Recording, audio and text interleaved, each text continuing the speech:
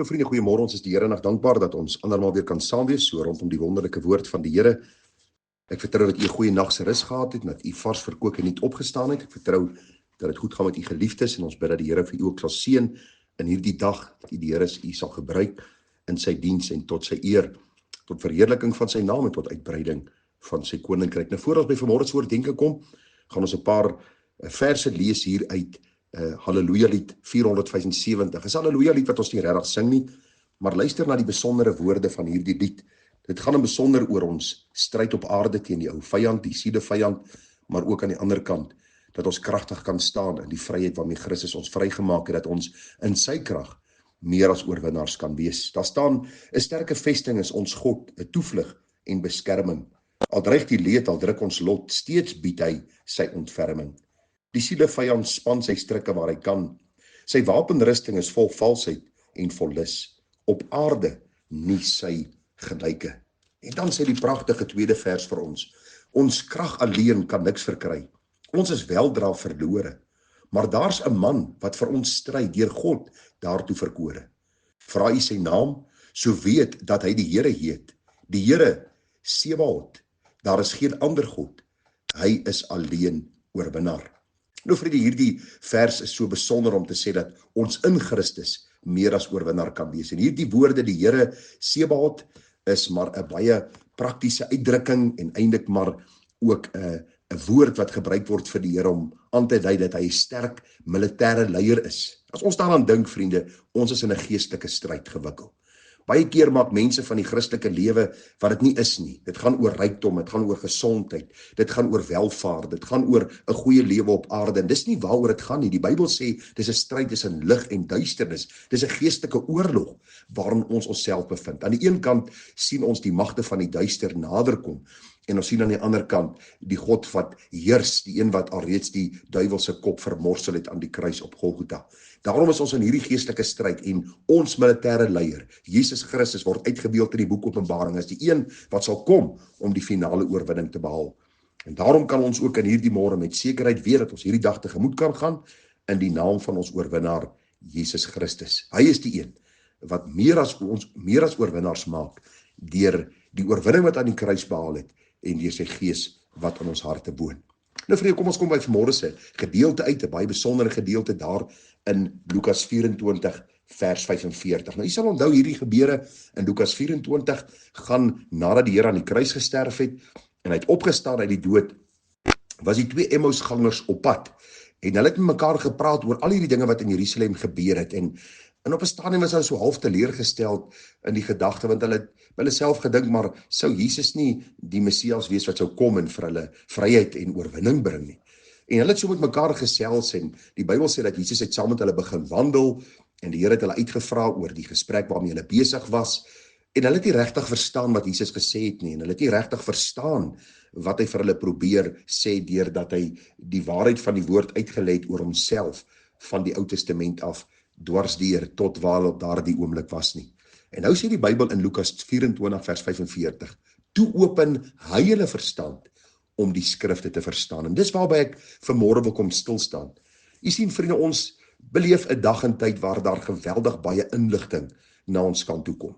Daar is baie op die sosiale media oor die Here, oor sy woord. Ons luister na baie preke van verskillende predikers. Ons lees verskillende boeke van verskillende skrywers. Daar is 'n magdom inligting tot ons beskikking. Maar een ding wat vir my baie duidelik uitgestaan het in my studie oor hierdie bepaalde saak is dat ons sal niks verstaan totdat die Here nie ons verstand open om sy skrif te verstaan nie. U sien vriende, dat om die waarheid van God se woord te verstaan is nie iets wat ons deur ons eie vermoë of deur ons eie selfstudie of ons eie intellektuele vermoë kan begryp en verstaan en dan ter harte neem nie. Dit is 'n bonatuurlike werk van God om ons harte te open, ons verstand te open om sy waarheid dan te kan verstaan. Jy kan maar gaan lees in die Bybel. Ons lees daar in Handelinge 16 vers 14. Daar staan en 'n vrou met die naam van Lydia, 'n purperverkoopster van die stad Thyatira, 'n godsdienstige vrou het geluister. Die Here het haar hart geopen om ag te gee op wat deur Paulus gesê is. U sien, is 'n bonatuurlike werking van God om ons harte te open om sy waarheid te verstaan. Psalm 119 vers 18 sê, open my oë, Here, dat ek kan sien die wonders uit u wet. Dis wanneer God my oë open, dis wanneer hy my hart tot hierdie punt bring van verstaan, dat ek hierdie waarhede kan omhels en hierdie wonderlike Here Jesus kan liefkry. Daarom is die gebed van my hart dat ons ook elke dag wanneer ons die woord lees, wanneer ons na 'n preek luister, wanneer ons Bybelstudie doen, wanneer ons 'n geestelike boek lees, dat ons sal blywend vra, Here, open my verstand, dat ek die wonders uit u wet kan aanskou. Ek lees daardie besondere woorde in Jesaja 29 vers 10 tot 12. Daar staan, want die Here het oor julle uitgegiet 'n gees van diepe slaap, en hy het julle oë, die profete, toegesluit en julle hoofde, die sieners, toegebind. So het dan die gesig van al hierdie dinge vir julle geword, soos die woorde van 'n verseelde boek, wat hulle gee aan iemand wat kan lees, met die woorde, lees dit tog, maar hy sê, ek kan nie, want dit is verseël. Of hulle gee die boek aan iemand wat nie kan lees nie, met die woorde, lees dit tog, maar hy sê, ek kan nie lees nie. En as jy net bietjie verder in daai hoofstuk lees, dan kom jy by vers 18 en 19 uit. En daar staan, en in die dag sal die dowe skrifwoorde hoor, en uit donkerheid en duisternis sal die oë van die blinde sien, en die ootmoedige sal vreugde op vreugde smaak in die Here, en die behoeftiges onder die mense sal juig in die heilige van Israel. Wat gebeur hier? Die Here het 'n geestelike sluier kom trek oor sy volk, en daar gaan 'n oomblik aanbreek wat die Here hierdie sluier gaan kom wegtrek. Hierdie blindheid gaan kom verander dat hulle kan sien, hierdie dowe ore gaan oopmaak dat hulle kan hoor. En vriende, dit is die hele gedagte wat ons in die skrif sien, male sonder taal, is dat die Here die een is wat geestelike verligting bring. Dis die Here wat hierdie woord van hom verstaanbaar maak. Ek hoor baie keer dat mense vir my sê, ja, maar ek lees die Bybel en ek vind nie aanklank by die woord nie. Ek lees die Bybel en, ag, weet jy, dit is nie vir my so interessant nie. En, ag, weet jy lees net van oorloë en hierdie een maak daai een dood en hierdie een is kwaad vir daai een en God is wreed en God straf somme mense en hy roei somme vrouens en kinders en almal uit en ag, weet jy, daar's soveel dinge in die Nuwe Testament wat vir my nie verstaanbaar is nie. En dan voel jy baie keer jy wil uitskree, maar dit is omdat jy nog nie hierdie genadegawe ontvang het, dat God jou oë geopen het, om die wonders van sy wet te aanskou nie.